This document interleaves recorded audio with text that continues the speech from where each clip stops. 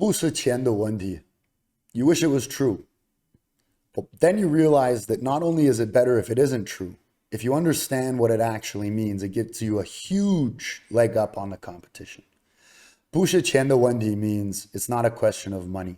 It's something that Chinese factories have been saying to their customers for a long time and time again. Can you help us make this order go faster? Can you help us get better quality than what we're currently expecting? Can you help everything to go smoother? 不是钱的问题. It's not a question of money. When you realize that it is always a question of money, you can start taking advantage of that and really changing the dynamic that you have with your factory. I'll tell you a quick story. A few years back, I had a customer who was making a small wooden and stainless steel accessory for DSLR cameras. We were trying to get everything done before Chinese New Year. It was crunch time. People were running around, the timelines were already tight, but we had promised our customer that we were going to deliver before Chinese New Year. I said to the factory boss, come on, look, we had a promise, we had a deal. And he goes, of course, 不是钱的问题. It's not a question of money. I started asking around. I didn't really understand what that meant at that point. I thought we were screwed. I thought we were shit out of luck. I asked around and I found another factory boss friend of mine. And I asked him, what does it mean? And he said, it means it's a question of money. It's just of how much. So I talked with him. He helped me figure out a number that sounded right. I brought it back in an envelope. I put it on the guy's desk. I told him that I had something and I hope that we can figure out this problem together. And then I left. Needless to say, it worked. I came back the next time I visited the factory, things were being produced.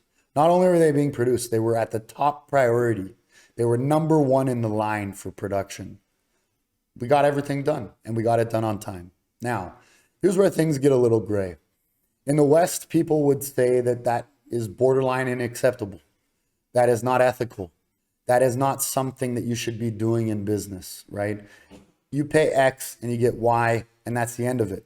Anything else would be wrong. And that's fine in the West, but we're not in the West. This is China. This is the wild, wild East. This is where things are happening faster than anywhere in the world. If you want to play, you have to learn the rules. To them, it is not unethical.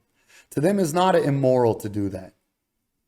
Taking your rules from back home in another country with an entirely different history of ethics and humanity and everything is different, and bringing them here and acting like everyone needs to follow your rules or they're wrong is stupid.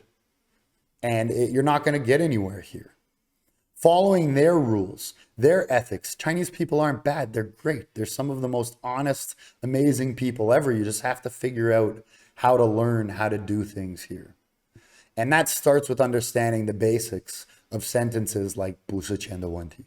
If you understand 不是钱的问题, really means 钱是问题, really means pay to play, really means let's figure out a price that makes this work for everybody, you're going to be 10 steps ahead of the competition.